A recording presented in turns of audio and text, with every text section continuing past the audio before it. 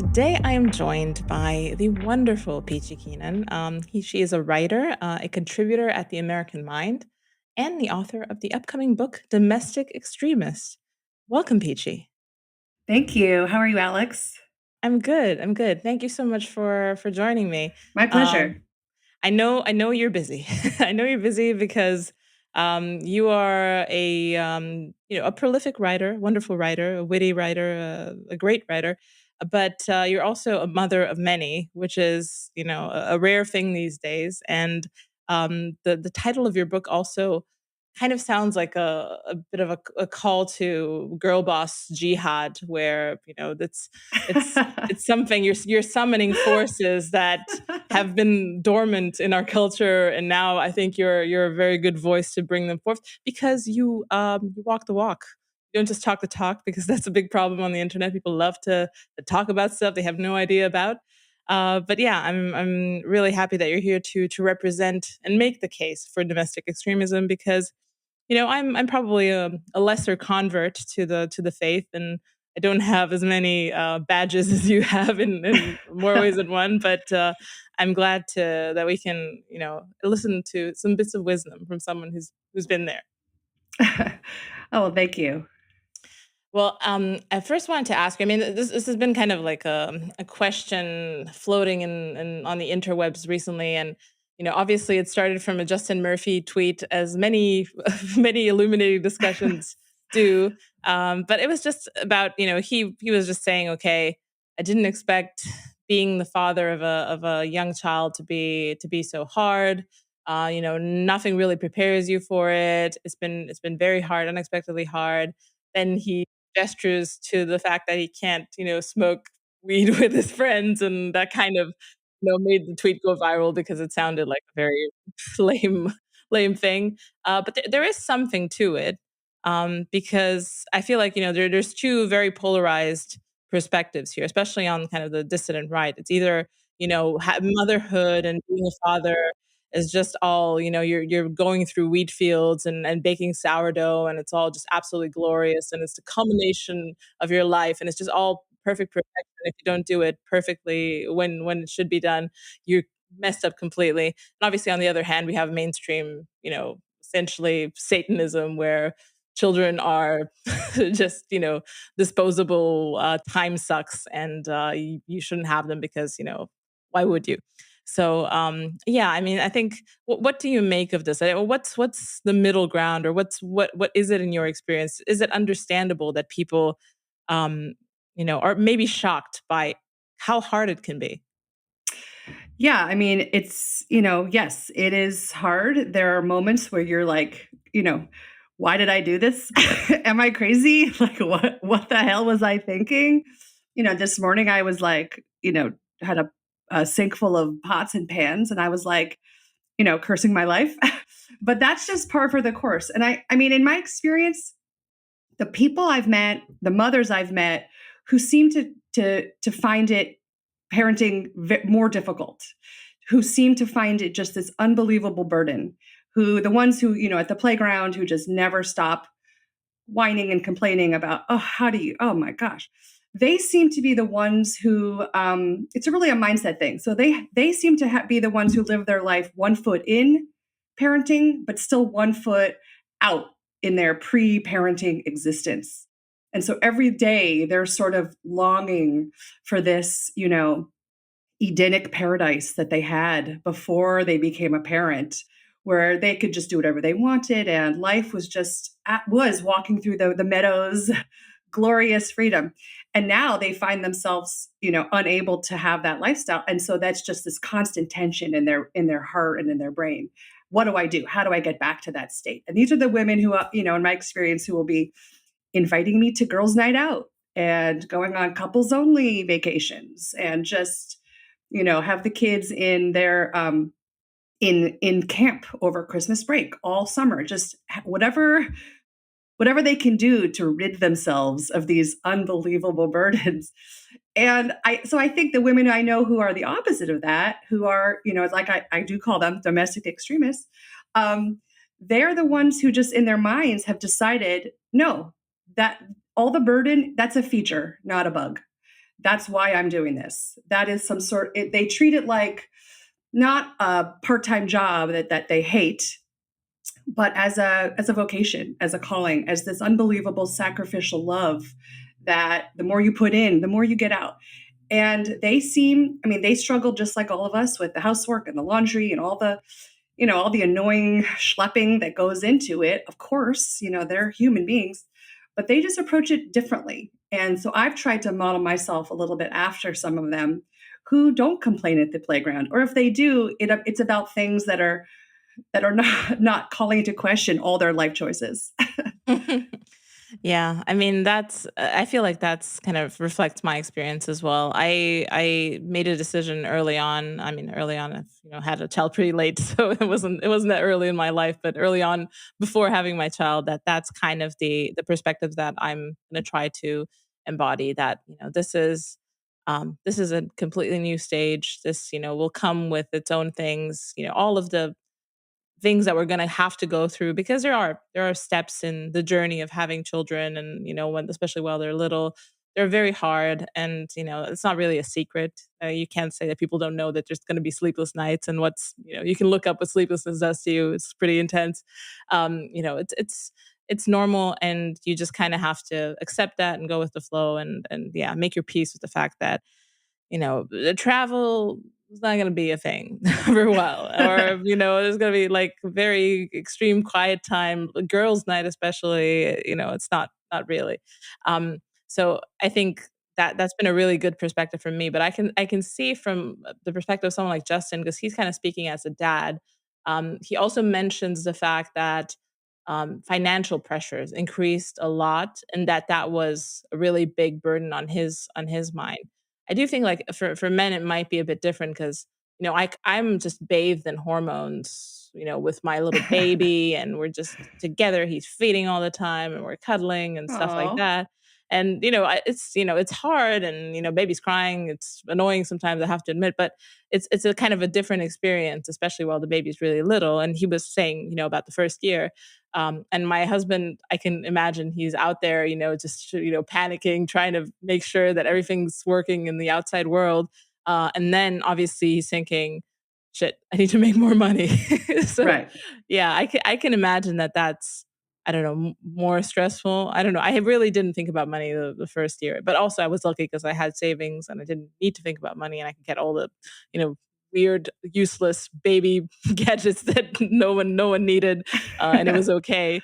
But I can imagine that I probably would have thought about money more if it really was a problem. Yeah, I mean, I think if money is if making the most money or having the most disposable money is your main priority in life, then yeah, you probably shouldn't have children. You should probably be, dinks, the double income, no kids, live the child free lifestyle. Great. Like, obviously there is a financial sacrifice. I'm just trying to finish my Christmas shopping. And I'm like, oh wow, these things, these Christmas lists, they really add up.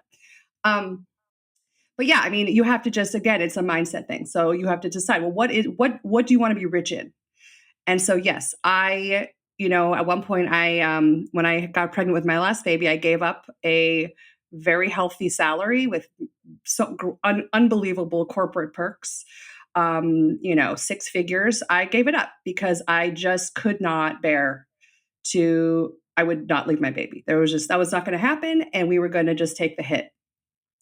And that is just a sacrifice. To me, it was not a sacrifice. It was like a pleasure to be able to, okay, we're going to have to minimize things. We're going to have to budget. We're going to have to figure out a new way in order for us to have this wonderful experience of me not having to leave my baby. And so yeah, I mean, if money is the number one thing, and obviously there's pressure in life, especially now in the economy, but I mean, the children don't need, I don't know, I think people go into it thinking they need all those baby things. They need the $60,000 private school. They need, thousands of dollars worth of bugaboo strollers and whatever.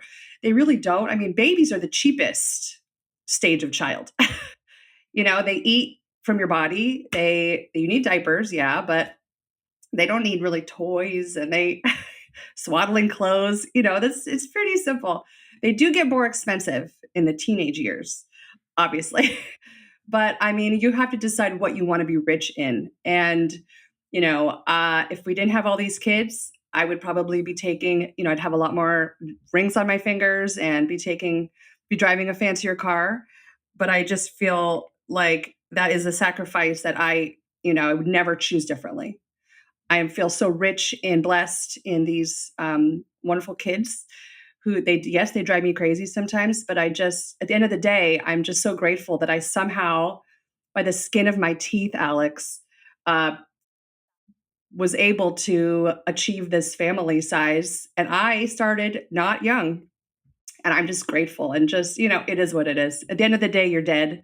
And whatever jewelry you accumulated or your fancy vacations are just gone anyway. No, that's an incredible perspective. And I mean, I won't say that my case is comparable, but I personally didn't necessarily think beyond my 20s. I didn't necessarily think I would still be alive beyond my 20s and make any plans. I was very, very Same, nihilistic. me too. Yeah, it didn't make sense. Life was for pleasure consuming, achieving things in the Hmm. playing your cards as they lay and getting to whatever spot. And That's then right. next, what next? The Sex and the City is next. I mean, they're old. We can just keep on going, I guess. I don't know. It wasn't very clear. So yeah. So yeah, it was very I don't know, very kind of a mix of wishful thinking and then kind of closing your eyes and hoping, I guess, I don't know, for a sudden accident when you were 30 and then it would be lights out and you didn't have to worry about it. Yeah, that's Yeah. exactly right. Uh-huh. Yeah, so, um, there was yeah, I remember I saw this, there's a thread on Twitter, and I thought it was really insightful because, they're saying something like, a lot of large families tend to homeschool, and they're saying it's not necessarily because they're Christian, but because also, of the fact that the children, you have, let's say you have a family of, I don't know, 6, 7, 8, like a larger family, and then, you have enough money obviously to feed and clothe and shelter the children, but you don't have the amount of money that people nowadays with only children, maybe 2 children, spend on so-called kind of display spending, where, they get the Air Jordan, they get the I whatever products and all this Hmm. keep up with a certain social group that they're embedded into. And the person describing this, I really don't remember who it was, but I thought it was pretty insightful. It's like, okay, you can kind of you can make the idyllic larger family work if you build this bubble of your family where all of that stuff doesn't really matter that much. I mean, obviously, I don't have a large family, but you do. I wonder what you make of this thinking. Yeah, that's so true. I mean, I would have friends who would base their family size on, how many car seats they could fit in their Range Rover. That would be the limiting factor for their family. And yeah, and how much private school is. Well, I can send one to private. I can send two. I can't send three. I mean, who right now, of course, who can even send two? It's 60,000 a year in Los Angeles for private, and the privates are horrible. But yeah, you for homeschooling, it is a great release valve for your budget, and it enables you to have three, four, five, whatever you want, and not have to spend whatever it is, and not have to send them to public school, which is Yeah, I've free, heard. but really awful. These are just mini prisons in our neighborhoods that everyone avoids their local public school like the plague. Like you don't even walk past it. You know what I mean? So yeah, homeschooling is it's really an unbelievable option. I obviously know many moms who homeschool the younger kids. Most of them by high school or middle school do put them in school, but it lets them have these sort of elementary school students at home with them, which is where kids want to be mostly. And with their mom at home, and they're learning. And these kids they are learning. They're reading. They're doing more than you would do in a public school where, I mean, in third grade in LA, you're probably learning, that you're not really a boy, and here's a drag queen. Hand-to-hand combat. Yeah, exactly. Hey, take a knife to the bathroom to protect yourself. But these are kids. They're learning. They're learning prayers. They're learning catechism. They're reading, books. They're learning some Latin. They're learning math.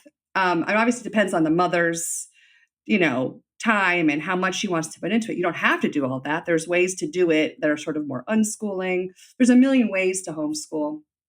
It is wonderful. And it has saved many families who are like, well, this is the only way I can have 6 children, whatever it is, by homeschooling the little ones myself. Now, for me personally, I am not a homeschooler. I did try homeschooling 1 year, um, but for me, it didn't really work because I had a newborn and like a 3-year-old and like a 4-year-old.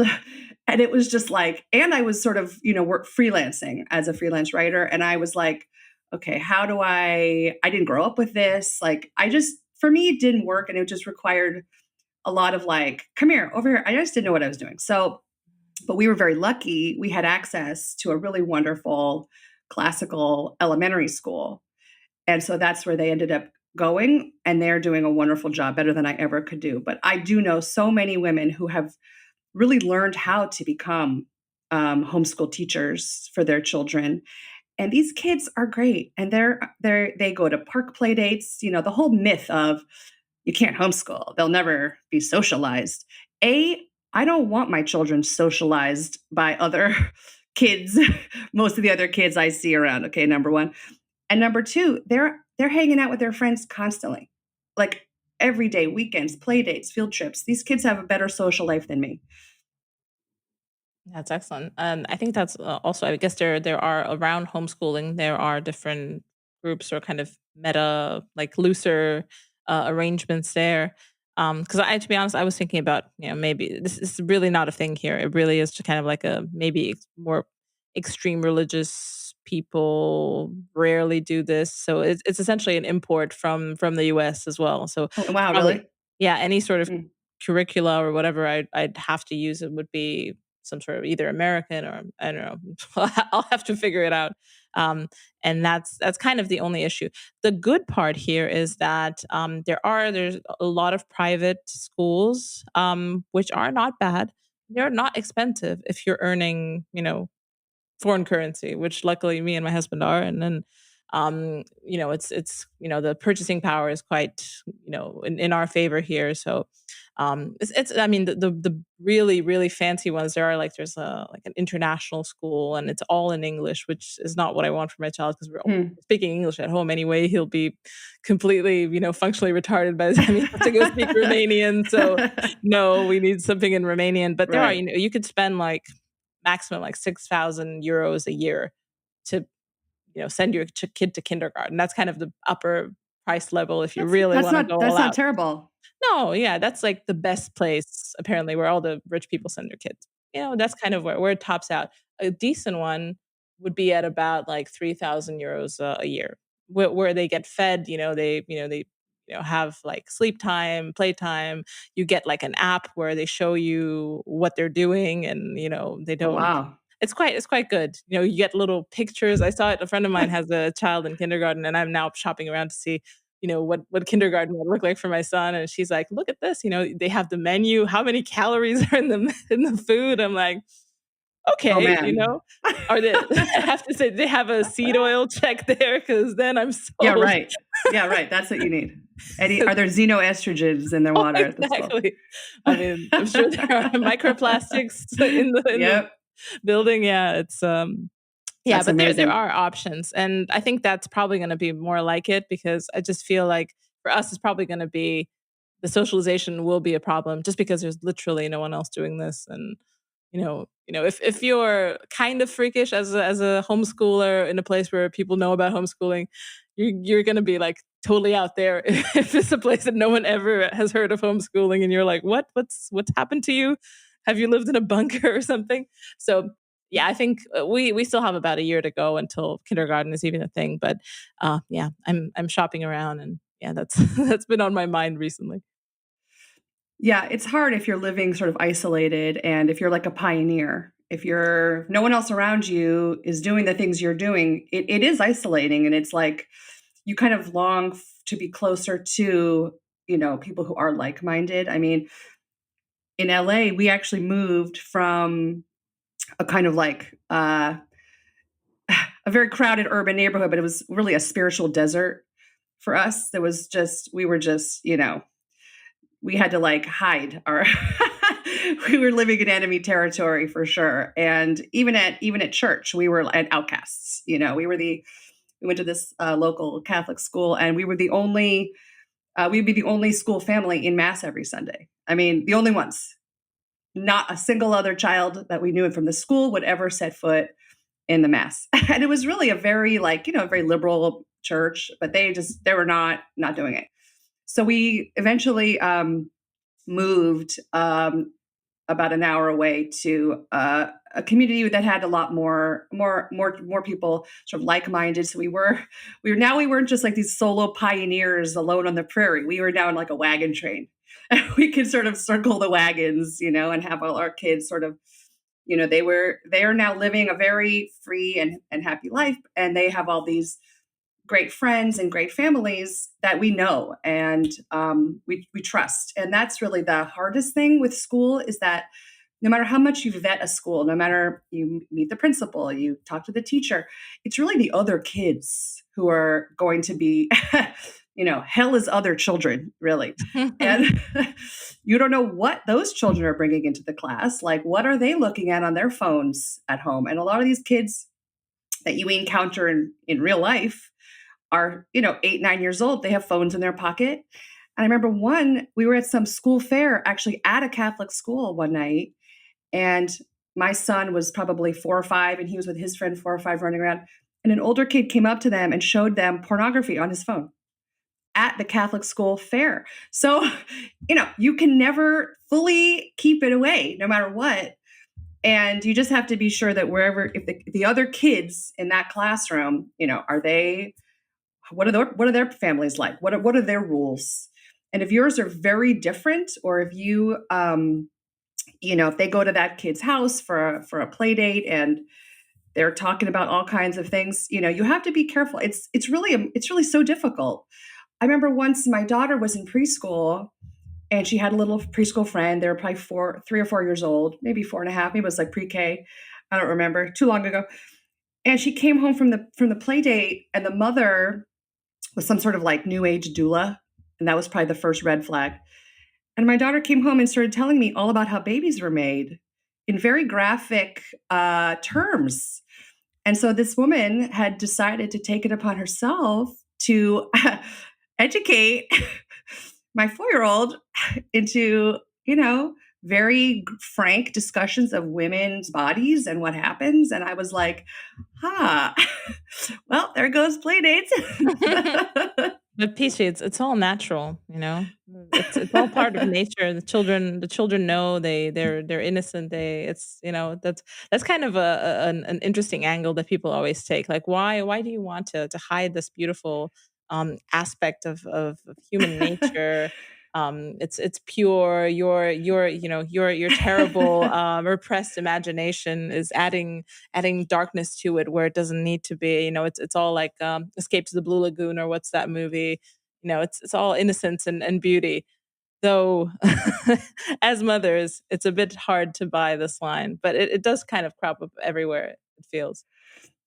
Yeah, that's so true. I was just saw an interview somewhere where I forget her name. She's some like kind of has-been actress. She's married to this ABC News guy, George Stephanopoulos. He hosts Good Morning America. He was, in the Clinton White House. Little George. He's married. Her name's Alec. Is it Alexandra something?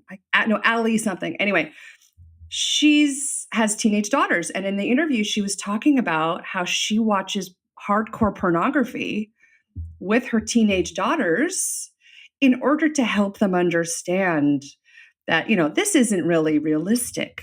And she wants to educate them on how to watch pornography with a critical eye. And I was just thinking to myself, like, yeah, I'm doing things a little bit differently, I guess. Like, I'm the extremist, but these Yeah. people are just there. That's how you should do it. It's fine. It's great.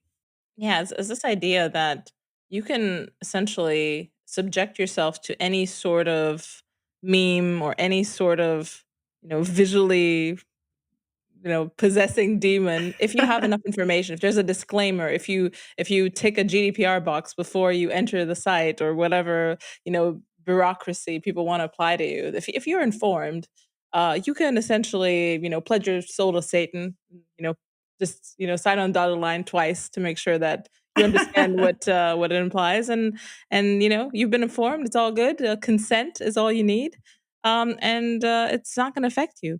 And I do feel like this is kind of this, scientific view. And I've had, I don't know if you're familiar with Michael Bailey. He's one of the bigger proponents of this autogynephilia theory, and very hated by the transgender community. I And love he him had, already. yeah, he's great. But he kind of had this, angle. It's probably the only point I didn't really agree with him on, and it's just a complete difference of perspective. Like the idea that you can neutrally study things, and that's not essentially going to affect you or the thing that you study. And I know this sounds very postmodernist. It's all kind of you know of blending into each other, but because he's a sex researcher, and we were talking about pedophilia, and he kind of has this perspective that we need to be kind of cold, and analyze pedophilia from kind of a cold angle. And to me, it feels Hmm. like um because I mean, he sees pedophiles as kind of victims of a mental disorder, and he feels that by demonizing pedophilia to the degree, and by being shrieking and obsessive about pedophilia, because he feels like both the left and the right are in their own ways shrieking and obsessive about pedophilia, and in some ways I agree. He feels that that does a disservice to the study and to the fighting of pedophilia, and exactly how it manifests in the world. But I don't think so. In the sense that, there is something about these memes. Like once you put them out there, and once you say, "Oh, poor person, it's just a problem," you kind of take away the layer of evil from these things. And I feel like that's dangerous, because on the one hand, obviously, as a scientist, I understand why you might want to do that. You want to be cold, clinical, and calculating in how you look at these things. But there is danger in that, because like I said, I don't believe these things can be looked at neutrally. I feel like they have a mind of their own. And like you see with transgenderism. I mean, there were cross dressers 20, 30 years ago. There were like minor phenomena, and it was a strange um like paraphilia, it's a kink for some people. Now it is essentially a psychosis.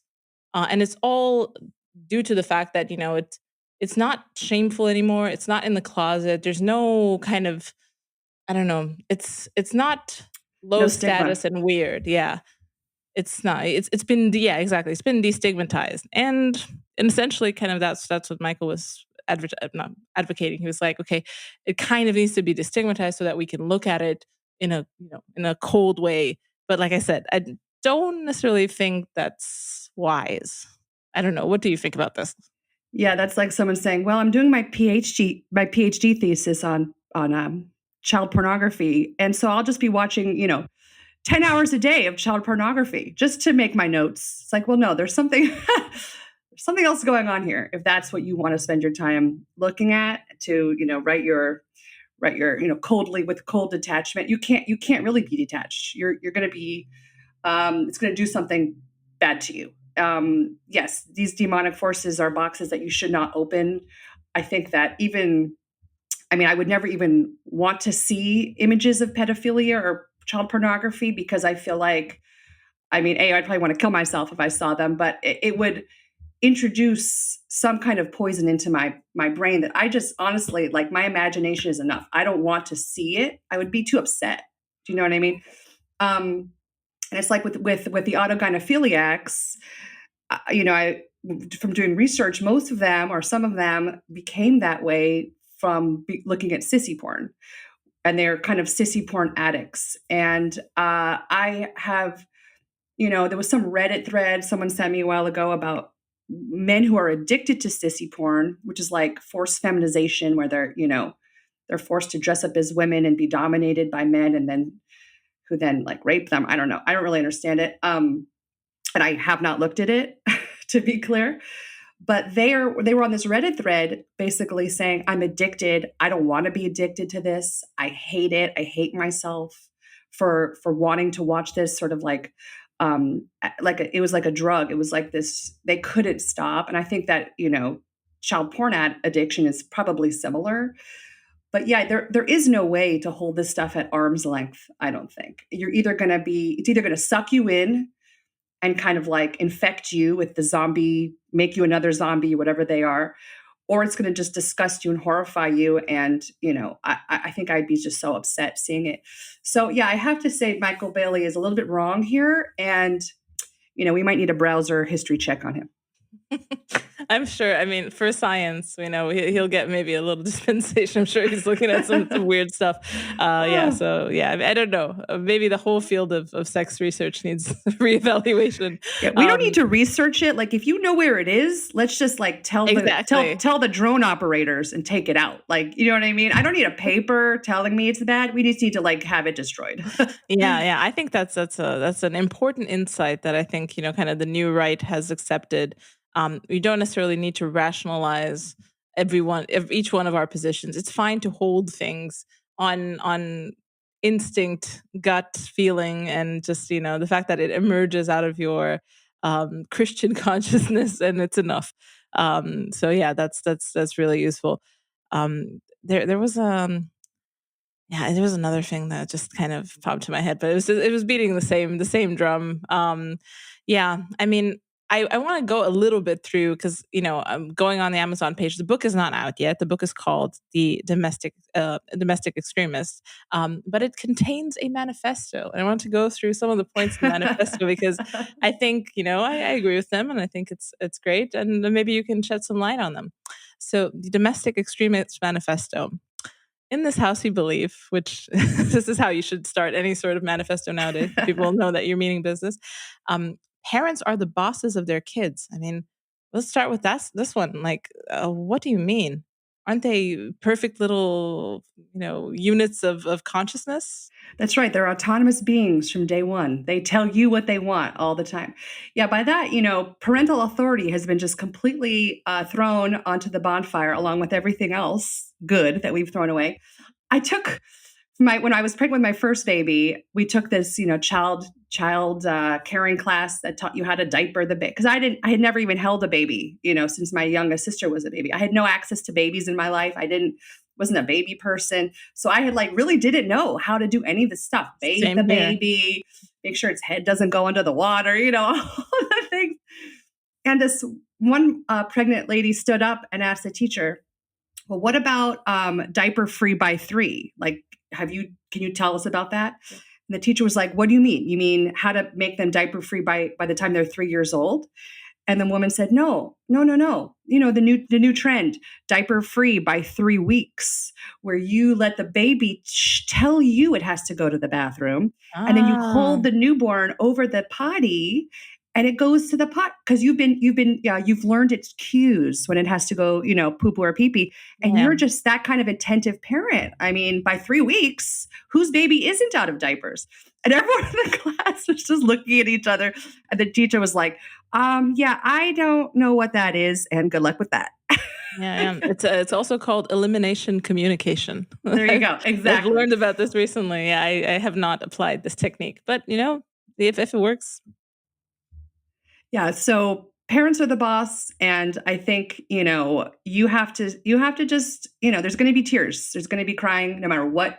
When you can, the kid will want ice cream for breakfast and you'll say, no, honey, we're having pancakes, and they'll cry. And that's just what's going to happen. And some parents will say, I don't know they're still in diapers. I don't know what to do. I'm like, well, they'll be potty trained when you decide they're going to be potty trained. And that's just it. You just have to just literally rip off that diaper and they're running around and they're going to figure it out. Now you have to do it the right age. You don't do it too young. You definitely don't do it at 3 weeks. That's insane. By the time they're, between 2 and 3 at some point, you can do it. You got to be the boss. And that's hard for people. Oh, yeah.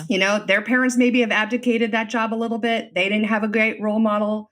Maybe when they're growing up, I know that millennials and Gen Z, they're kind of still consider themselves to be quote, adulting in quotes, the kidults who buy all the toys. They have a whole lines of toys now for kidults, but when you get that baby, it's no, now you're the dad. you're the mom, and you just sort of have to figure out that role. And a lot of them aren't figuring it out. Yeah, I mean, it is really hard, especially because, yeah, like you said, there's not really any training. Like, I also the only contact I've had with babies is when I had one of my own, and I kind of had to. I think I know that the lady at the birthing center showed me because she just gave me a diaper and was waiting for me to do it, and I was like, "I'm sorry, I'm really sorry." I know. That's so I was cute. really embarrassed. I was like, "Well, I'm sorry. I know you do like 17 of these a day, but I need Please some show help, me. please." Yeah. So, yeah, and about being the boss. This is literally a skill I am learning on the job as of today. Like my child, like maybe less than a month ago, entered the perma tantrum stage. He is an octopus of death. He's just writhing, wrestling with us, constantly wanting ice cream, chips. Like we made the mistake of giving him like give him a little chip to see what it's like. Okay, it turned into psychosis. It's like he wakes up in the morning. First thing he says to me is optim, which essentially means ice cream. Optim, optim, optim, optim. Okay, I understand. I know you want ice cream. You're not going to get it. So, holding my boundaries has been, my challenge in the last few days or last few weeks. And he's very, very strong willed. And I appreciate that quality in him. And he's great. But yeah, well, everyone's learning on the job at the moment. So Yeah, yeah. that's the way you do it. I mean, there is no way to teach you because everyone's child is different, every parent is different. So you just have to figure out what dynamic is going to work. And what I tell my kids when they get mad at me for saying no to something, or I say, listen, if I didn't love you, I wouldn't care.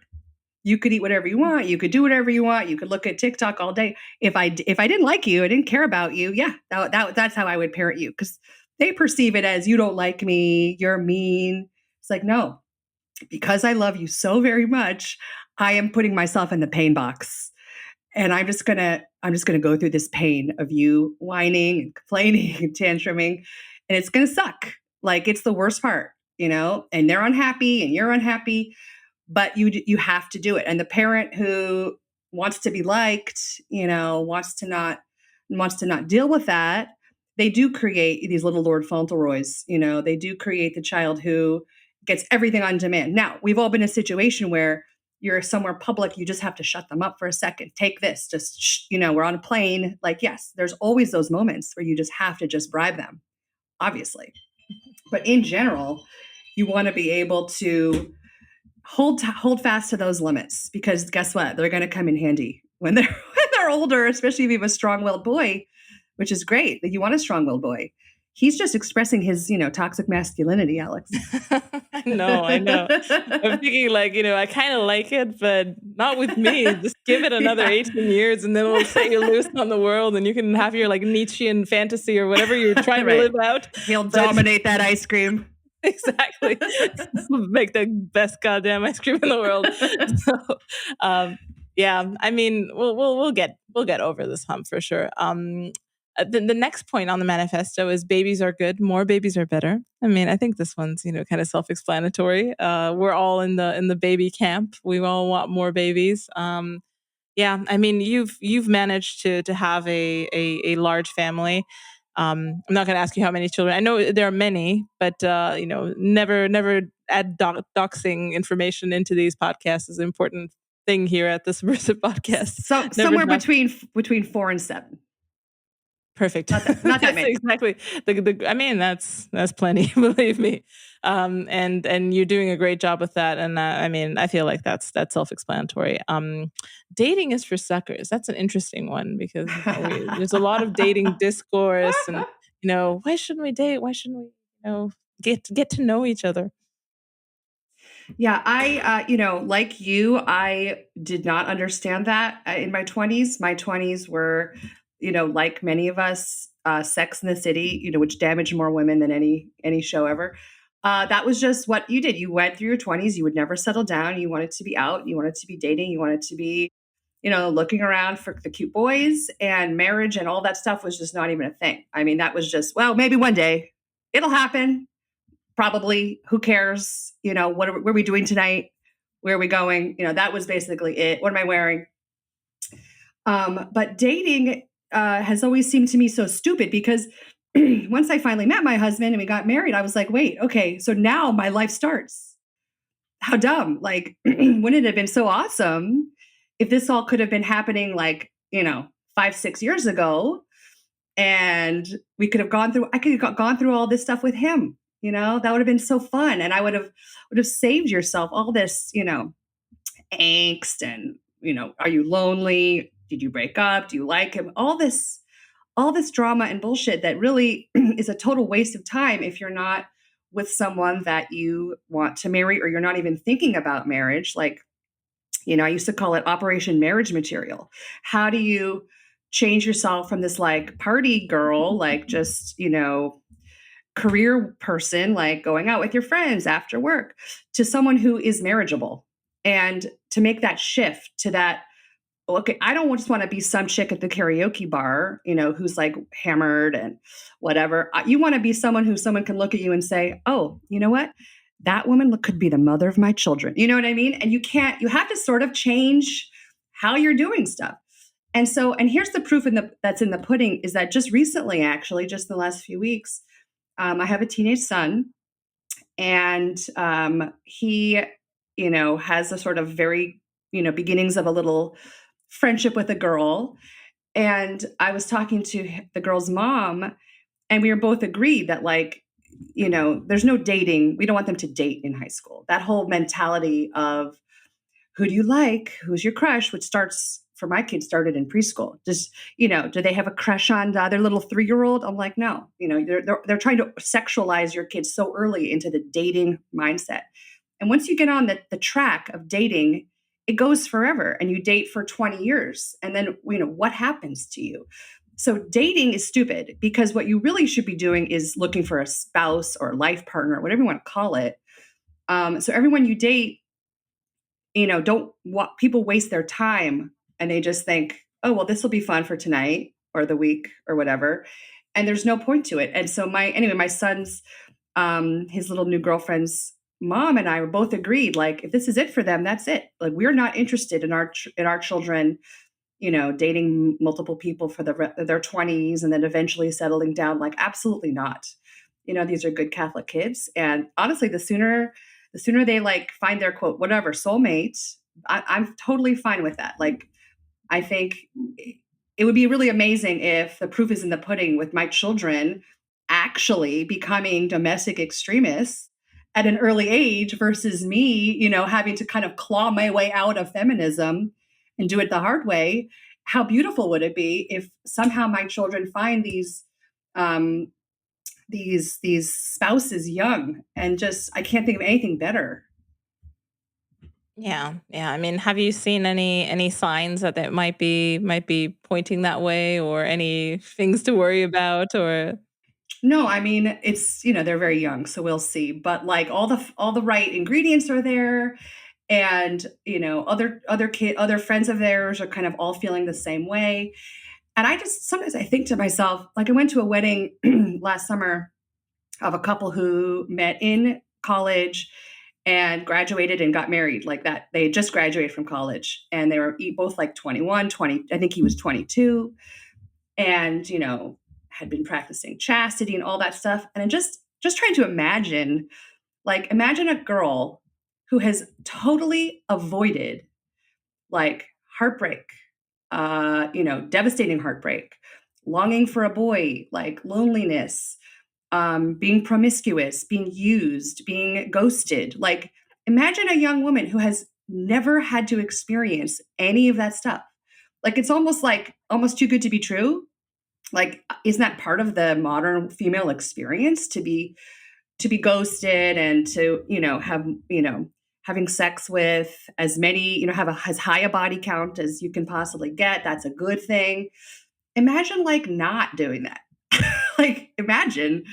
And just what a different life experience they're going to have with this spouse, soulmate, starting when they're in their early 20s all the way through, like a loving, monogamous, lifelong, without any of the pain and suffering that some of us had to go through to find our spouses. I mean, it's just kind of like, wow, like, you can do that, like, that's allowed. And like, it is.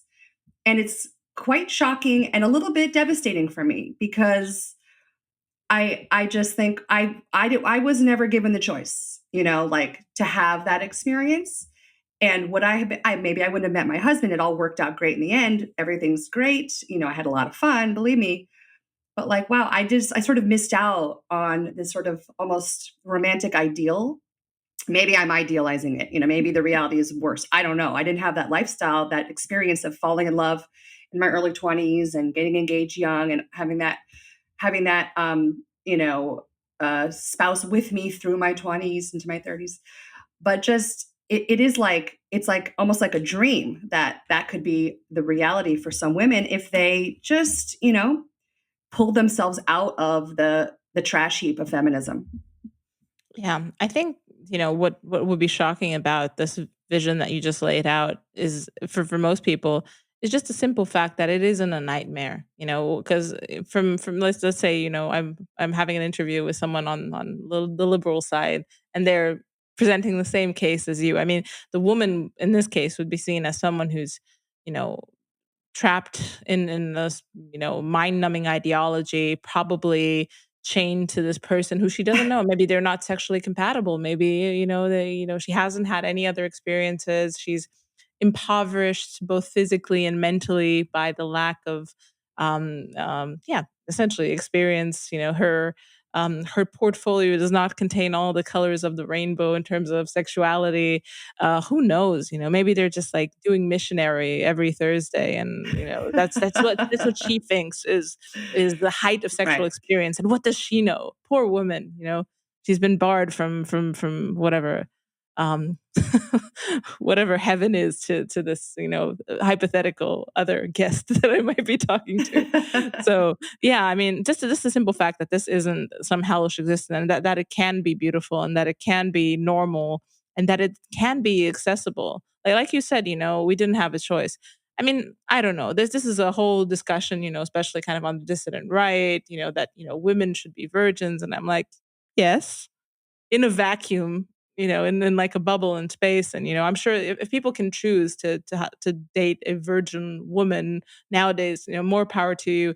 But it just might be hard, just in the sense that the culture that we've been marinating in for over 50 years, the shit that's coming from the US, especially, because that's talking about Sex in the City. This is the stuff that we grew up on, even Friends, even all this idea that they're all kind of dating each other, and it's like all this kind of incestuous stuff. It's this is all in a US import. It's Sorry about that. Apologies. not directly your fault, but yeah, thank you, Peachy. Finally, someone apologizes.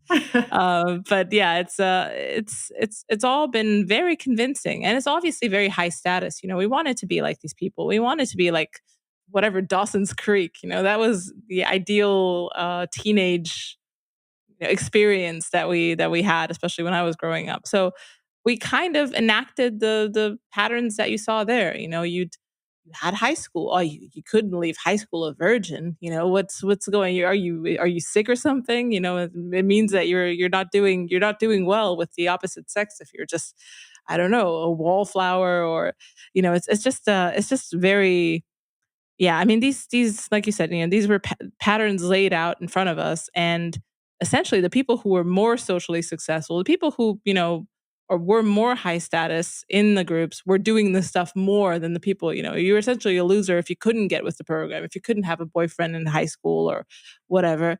And yeah, I mean, it's quite, yeah. I mean, I do know that it is possible, but it didn't really feel like it when I was growing up. Yeah, I think America owes the rest of the world reparations for the cultural wreckage we've like destroyed.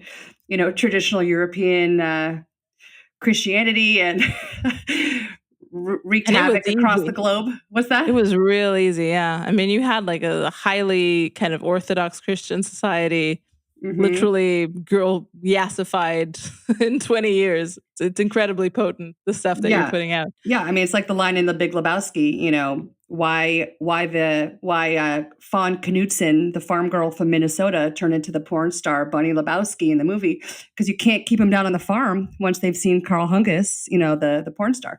Yeah, once you've introduced it, we had Beverly Hills 90210. I don't know if they had that in Romania. We did. We did. Um, if you're not in your BMW 3 Series convertible, like what even are you doing? Hanging out the Peach Pit, like mooning over all the boys and dating everyone, which is sort of like it was the gateway drug to Sex in the City and all the other shows. But yeah, the cultural poison it's pathetic. So we're gonna start over. We have to just start over. Yeah. And this is also in your book, because now I'll see mainstream American culture destroys families at home and abroad, I have to say. This destroys Wow, her. right. Yeah. Maybe my sequel will be how to take back how Europeans can take back their their cultures and their families. I mean, I think the subtitle of my book is, take back reclaim your identity, your femininity, your family, and your country, from the clutches of, quote, our sacred democracy. And which, our sacred democracy, that's just the nice, pretty name they put on it. But what it really means is a trans flag on every embassy, every foreign embassy. That's all it means. And there's a drag queen in every school. We're funding them abroad. I think right there, the State Department was funding Ecuadorian schools to have drag queen parties in their schools. Um, you have to. So my whole thesis is really like this culture's done nothing for you. It's taken everything from us, and our only solution is to just reject it, en masse, collectively. Just reject it, and you know, show them how it feels for once. Like take ourselves and our children out of it, and what are they going to do then? Yeah, yeah, I know that, there's like the I just want to grill meme, and a lot of people just take that as a call for inaction, but what I really think it means is kind of what you're describing. It's the idea that um to be able to be left alone to grill, you kind of have to carve out your own niche, and sometimes ideology is the gateway to do that. And I know, I mean, some people have a strange relationship to ideology. It's like if something is emerging from ideology, it's tainted because your mind is a little bit warped or something. But ideology can also be kind of the answer, kind of the formalization of an answer to whatever is wrong with where you are. It's just a it's just kind of explaining. It's a framework to live in, to make sense to you, to yourself, to the people around you, and to the people that you want to coordinate with. Because we're speaking about this stuff. You're on a different continent, but we know what we're talking about because we kind of subscribe to the same ideology. I mean, Right. I can sign the Domestic Extremist Manifesto myself. I think this is very good. I Nice. agree, but it's yeah, it's ideology is the medium by which we coordinate to have these ideas, to talk about the stuff, to develop it. So, you know, I don't know what's your relationship to the word ideology, to the fact that you are being ideological as you describe this stuff. Oh my gosh. I just think, I mean, what came first, the ideology or just the sort of innate, inborn calling to a certain lifestyle or to a certain politics? Like, I don't think, I do think that people say like, well, do people on the right, does being on the right make you this way? Or do people who are generally like this just sort of tend to be drawn to an ideology? So I think it's that way. I think people who just want to grill, who just want to homeschool, who just want to have 8 kids, and not, give them all the vaccines on time or whatever, like that is going to naturally lead them to sort of a more cohesive ideology. For many of them, it's just very simple. It's just Christianity or traditional Catholicism. It's just that's it. They're not really political. They're not putting it into the context of, is this Straussian, this is that. They're just thinking this is just what God wants me to do, and it's in the Bible, and this is natural and right, and this is what my grandmother did. And so, I mean, ideology, I don't know. I don't really relate to being like ideological or an ideologue or even really political. I mean, it's fun. It's a fun game to play.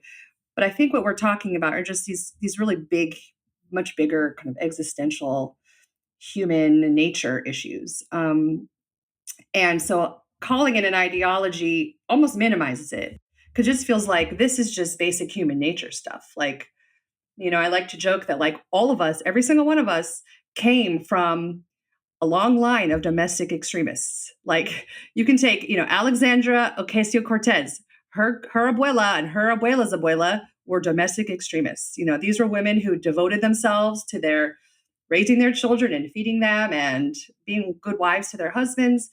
And, uh, suddenly everyone forgot that they have this incredible ancestry backing them up.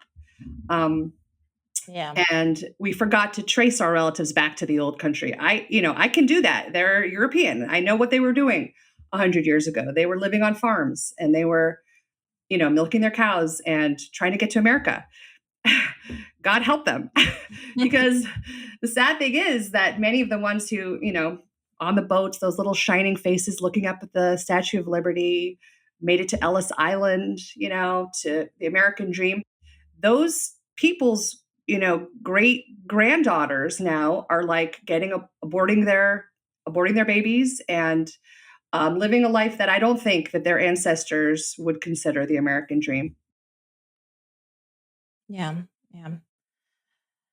I mean, this is it's the same thought that I had. I mean, it's what's going on right now. I mean, yeah. I mean, I don't know. I kind of lost my train of thought there. But anyway, I think we're coming up on time. I want to ask you the last question, the question everyone gets. This is the question of the show, and it is: do you have a subversive thinker that you'd like to recommend to our audience? Maybe someone who's underrated, or you think people should check out. Let's see. Hmm. A thinker that you should check out. Have you ever spoken to Noelle Mary? No. She has a book. She's a friend of mine. She has a book called Awake Not Woke. She's on a speaking tour now, or will be in the spring of the States. She's awesome. I think that our friend Helen Roy has interviewed her. And she has a writing partner named Carrie Gress, who I think Helen has interviewed. Yeah, Noelle's a really brilliant, really erudite person. So yeah, I would recommend Noelle. Excellent. Yeah, perfect. Thank you so much, Peachy. I want to point people towards your book. It's coming out. When is it coming out? June. June. Okay, so you can pre-order it on Amazon. Yes, please pre-order it. Thank you. Excellent. And are there other places? I know you're a contributing editor at the American Mind, and people can check out your writing there. Is there any other place that people should look for you? Yeah, I have a new website I just launched for my book. It's called peachykeenanwrites.com. And then I just launched, and then my Twitter at Keenan Peachy. And I just launched a Substack, which is a super fun thing for me to do. I have time to write more stuff, but I'm going to try. And that's at peachykeenan.substack.com. Excellent. I'll put those in the show notes. And I want to thank you again for coming on. This has been really, really good. A lot of wisdom shared, a lot of reassurance for my, the hard days I've been through recently. This too shall pass. And yeah, I mean, yeah, thank you for doing what you do, for writing what you write, and for being very outspoken about very things that used to be common sense until 5 minutes ago. So, and which is a good thing because not many people are. Yeah, we're not alone. Thank you so much, Peachy. Thank you, Alex. My pleasure.